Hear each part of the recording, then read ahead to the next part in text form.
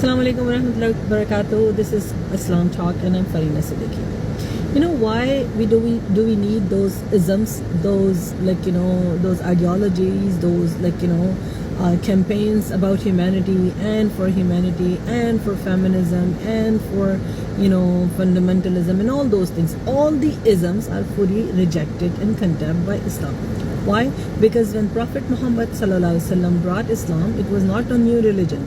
Right from the time of Prophet Adam ﷺ, the very first prophet, the very first human being, this consistent message and the religion for the humankind and for the human being was Islam, right? But because we do not understand our status as Allah's slave, we need to actually depend on all these isms. We don't need those isms. Like for women, we don't need feminism to actually understand our rights. Allah subhanahu wa ta'ala has given us the right to be respected, the right to choose, the right to live. Right from the beginning, right before we came to this world, Allah gave us these three rights. Nobody can kill us, nobody can make us choose whatever we don't want to choose, and nobody can absolutely disrespect us. Why? Because Allah subhanahu wa ta'ala said, وَتُعِزُّ مَن تَشَاءُ وَتُذِلُّ مَن تَشَاءُ. Respect and insult is in His hand. So whoever the human being is in front of us, whoever the relationship is among us, cannot overpower us, cannot insult us, cannot disrespect us. If people try, we allow them to try. You see, we hear and see a lot of girls these days, they go through body image issues. Why? Because we depend on other people for praise or insult. This is not right. Allah subhanahu wa ta'ala has given us that status that we are His slave and we are under His commandment. He is the sovereign. He is the only sovereign. He is the only controller of our affairs and everything. Why do we depend on human beings then? When we depend on human beings, then we actually need to work towards snatching our rights. Our rights are not their rights. Our rights are God-given rights, right? But we depend on their mood, we depend on their likes and dislikes. We are literally living the lives of other people. Right? We need to understand that Allah subhanahu wa ta'ala has given us a status of His slave. So we only submit to Him. We only worry about Him. We only care about Him. And we only protect the status of Allah subhanahu wa ta'ala given to us. His submission. His submission, 100% unconditional obedience to Allah subhanahu wa ta'ala as the creator, as the exalter, as the sovereign, as the controller of all of our affairs. So when I see women talking about feminism, I say, where are your rights given by Allah subhanahu wa ta'ala?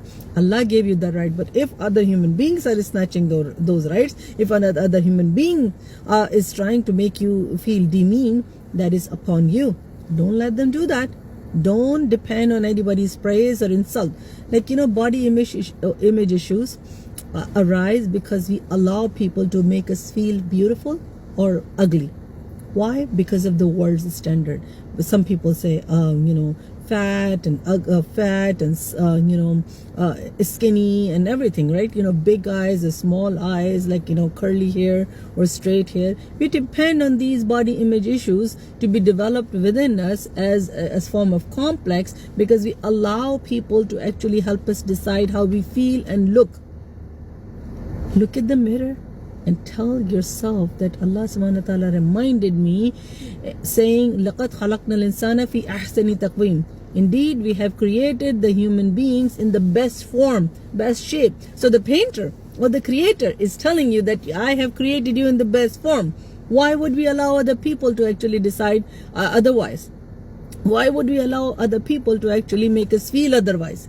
He created us with the best form because He is our creator, He is our exalter, He is our controller, He is our protector, He is our sovereign. If He said that I have created humankind in the best form, done, khalas, finish. We should not actually worry about how people think and feel about ourselves. We need to think about our status as the slave of Allah subhanahu wa ta'ala, our creator, our Rabb, our Khaliq, right? We need to understand this. People will not be able to make you feel good or bad about yourself if you only remember this status. If you like this video, if you would like this to be shared after I done this live talk, please share it and let people understand that we together are created by one creator only, one exalter, one sovereign, and we need to only understand that these three rights that he has given us: right to life, right to choose, and right to be respected. Remember those rights. Nobody should be able to breach those rights. Nobody should be able to actually make you unlearn those rights. Assalamu alaikum wa rahmatullahi. Assalamu alaikum warahmatullahi wabarakatuh. This is Islam Talk and I'm Farina Siddiqui. And I'm addressing all the dawah servants, the street dawah carriers, the online social media dawah carriers, everybody who is actually speaking up for haqq, who is actually speaking for truth.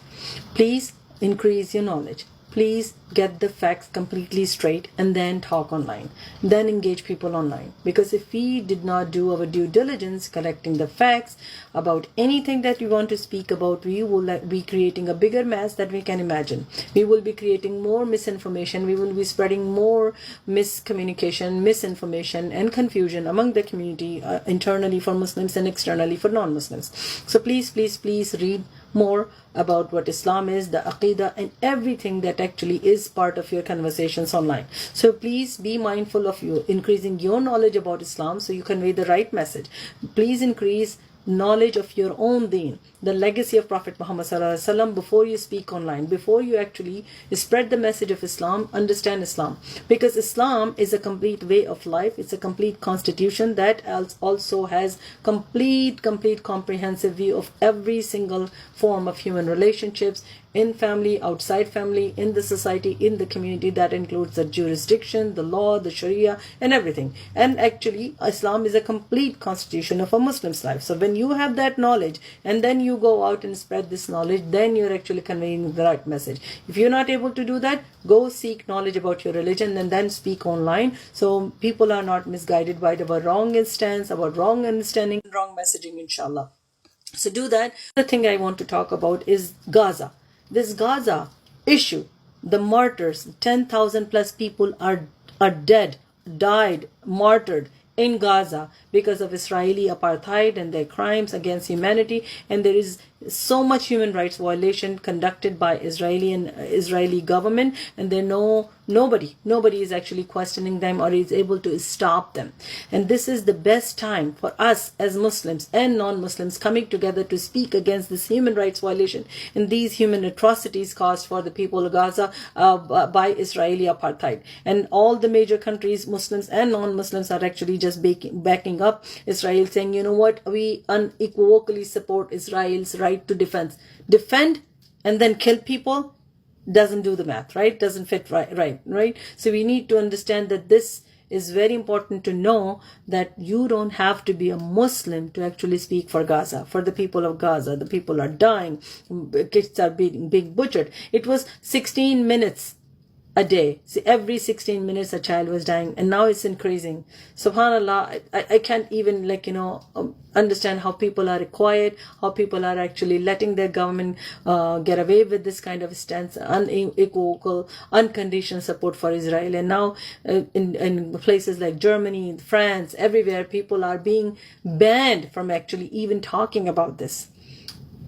This is so inhuman. This is so unethical, unfair, unjust at many different levels. And we need to be able to speak about this. You don't have to be a Muslim to speak for Gaza. You have to be a human being. And if you're a human being, speak against these human rights violations. Speak against these injustices, oppression caused by the occupied territorial state of Israel on the land of Gaza, which is owned by indigenous community of Palestinians.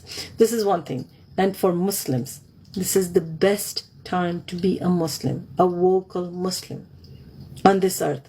Why? Because these Palestinian martyrs, these people dying in Gaza, have opened a beautiful channel for people of Palestine to be heard, and for the Muslims to be heard even widely. Why? Because this is the best time to explain Islam to people. This is the best time to be vocal as a Muslim. This is the best time to be conveying the message of Islam to people. This is the best time to be unconditionally, unapologetically Muslim. Even it means you're politically incorrect, that's fine. Be the right messenger of Islam right now. Right now is the best time.